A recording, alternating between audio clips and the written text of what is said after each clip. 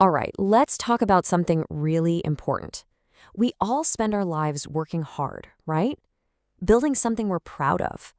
But have you ever stopped to think, what happens to all that stuff when we're, well, not around anymore? Today, we're going to dive into a pretty powerful strategy, one that the wealthiest families use to make sure their success doesn't just fizzle out. We're talking about turning it into a real legacy. We're going to lay out the exact blueprint for a financial structure that can protect your family's wealth, not just for them, but for their kids and their kids' kids. Okay, let's get real for a second. And I want you to be honest with yourself here. If something happened to you tonight, would your family have a financial map? Would they know exactly what you own, where to find it all, and how to actually manage it? Or would they be left with this giant, messy puzzle and a mountain of stress on top of everything else? For a lot of really successful people, the reality looks something like this slide. We call it the chaos scenario, and it's so common. You've worked your tail off to build up these assets, right? You've got rental properties in their own LLCs, maybe a family business in another entity, brokerage accounts in your personal name, life insurance, retirement accounts. It's all over the place. And look, each one of those is a win. But when you put it all together without a single clear plan, that legacy you're so proud of can turn into a huge burden for the very people you're trying to protect. So the big question is, how do we fix this mess? Well, that's exactly what we're going to cover. We'll look at the solution the wealthy have been using for generations, the holding company. We're going to break down how to pick the right one. I'll even share a pretty cool secret about estate taxes, and we'll see a side-by-side comparison of what happens with a plan versus without one. So let's dive in. So the problem with this scattered success really boils down to this. Usually, there's one person in the family who's the hub, right? They're the one running the investments, managing the business. They know where everything is. The problem is, when that person is suddenly gone, everyone else is left scrambling, just trying to make sense of it all. And that, my friends, leads to a ton of stress, sky-high legal fees, and sometimes even years spent just trying to put the pieces of the puzzle back together. Okay, so how do we avoid that nightmare scenario? This is where we get to the good stuff. The solution that really sophisticated families use. It's called a family holding company, and it is an incredibly powerful tool that consolidates everything and creates a super clear, simple roadmap for your family to follow when you're not there to guide them. Now, I know what you might be thinking. Family holding company sounds complicated, a little intimidating maybe, but don't let the name fool you. In simple terms, it's just a legal entity, like an LLC or a limited partnership. But here's the key. Its job isn't to run a business. It doesn't deal with tenants or customers. Its only job is to own the other companies that do. The easiest way to think about it? It's the parent company for all your other assets. So let's look at what this actually looks like. You've got the holding company at the very top, acting like a central command center. It's not the one calling the plumber or managing employees. Instead, it just owns the other LLCs that do. So it owns the LLC for your rental, the LLC for your business, the LLC for your brokerage account. This separation is absolutely key.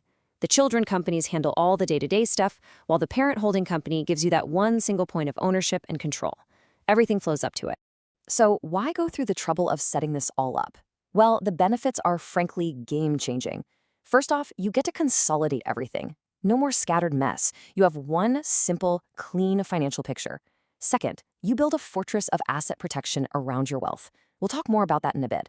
Third, succession becomes totally seamless. No more guessing games for your family. And number four, and this one is huge, you can actually protect the inheritance from your kids' future problems. I'm talking creditors, lawsuits, even a messy divorce. It's incredibly powerful. All right, so maybe you're thinking, okay, I'm in. This sounds like a great idea. The next step is absolutely critical, though. You have to choose the right legal entity for your holding company. And trust me, this is not a small detail. If you pick the wrong one, you could be looking at some serious and very expensive tax problems later on. So, the first rule here is knowing what to avoid. And for a family holding company, you almost never want to use a corporation. Doesn't matter if it's an S Corp or a C Corp. Why? It's all about taxes. With a corporation, just moving assets around, like, say, taking a property out to sell it or refinance, can be considered a taxable event. Bam, you just got a surprise tax bill. What you want is flexibility, not a bunch of hidden tax traps. So that means the choice really boils down to two options, an LLC or a limited partnership. And why these two? Well, look at the two most important features. First step is tax flexibility. These are what we call flow-through entities. All that means is that profits and losses pass directly to you, the owner. The company itself doesn't pay a separate tax. This gives you that freedom to move assets in and out without those nasty tax surprises. Then there's asset protection. And in this department, they aren't just good, they're excellent. All because of a powerful legal tool called a charging order. So what in the world is charging order protection? Think of it as your legal fortress. Let's say you get sued personally for something completely unrelated, like a car accident. A creditor can't just come in and seize your LLC or the valuable assets inside it. No way. All they can get is something called a charging order. And what that means is they only get paid if and when you decide to pay yourself a distribution from the company. Now, let's be real. You're not going to decide to pay the person suing you, right? This gives you an insane amount of bargaining power to make that lawsuit go away for pennies on the dollar. Okay, let's kick it up a notch and talk about an even more advanced strategy. This one is specifically for limited partnerships. Now, if you have an estate that's large enough to potentially get hit with estate taxes, this is something you absolutely need to know about. It's a tool the wealthy have used for years to legally slash their tax bill, and it can save your heirs a literal fortune. So the whole secret sauce is in the unique way a limited partnership, or LP, is structured. See, in an LP, you have two kinds of partners. You have the limited partners, let's say that's you and your spouse, who own almost all of the partnership. But, and this is the important part, you have zero control, none. All the control is held by a separate general partner. This split between ownership and control, that is the key to the whole thing. All right, let me show you how this works with a quick example. Imagine your family's entire portfolio, all your rentals, your investments, everything, is sitting inside this limited partnership.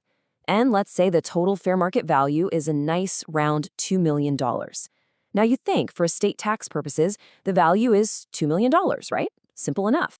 But here's where the magic happens. Because the ownership that you pass on to your kids comes with no control, they can't just decide to sell a property or force a payout. The IRS actually agrees that it's worth less than its sticker price. So a professional appraiser can come in and apply what's called a lack of control discount, and that discount can often be around 20%. So what does that mean? It means that your $2 million portfolio is now valued at only $1.6 million when it comes to calculating estate taxes.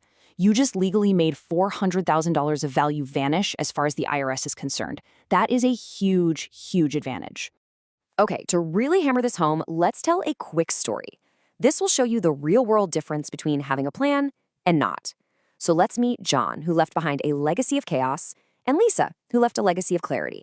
So here's John's story. By all accounts, he was a successful guy. He had properties in a couple of different states, a business, a brokerage account, the works. But everything was owned separately, all scattered about. So when he passed away, his family was just left in the lurch. They were scrambling to find everything he owned, hiring lawyers, dealing with courts in multiple states. It was an absolute nightmare. Just a stressful, expensive, chaotic mess. Now, let's look at Lisa. She had a pretty similar portfolio of assets, but the big difference? Everything she owned was neatly tucked inside one single holding company. So when she passed away, her trust laid it all out. Her two kids would just step in as the new managers. That's it. The transfer of control was seamless, the plan was crystal clear, and the best part? The entire inheritance was automatically protected from any future lawsuits or divorces her kids might run into down the road. You know, this quote really says it all perfectly. In John's case, you're passing along chaos. In Lisa's case, you're passing along a present with a bow on it. So the question is, what are you building? Are you leaving your family a complicated mess they have to untangle? Or are you handing them a gift, something organized, protected, and easy to manage? Ultimately, that's the choice. All right, let's bring it all home and wrap this up with the key takeaways. Because this isn't just some abstract theory, right? This is about building a real, practical roadmap for your wealth and, more importantly, for your family's future. So here it is, your 4-step blueprint. Step 1, get your assets consolidated under one single holding company. Step 2, protect that company with a rock-solid operating agreement. This is the rulebook that spells out things like who takes over and how it's managed. Step 3, you have to treat the entity correctly. This is so important. It's not a personal piggy bank. You have to keep the finances separate to maintain that legal protection. And finally, step 4, let it grow with you. This isn't a set it and forget it thing. It's a living structure that's designed to adapt as your portfolio grows and changes. So I'll leave you with this one last question to think about. I want you to really take a hard look at how your own assets are structured right now. Is your financial blueprint built to last for generations, to provide that clarity and protection? Or is it really just built for today? The choice, as they say, is yours. Thanks for watching.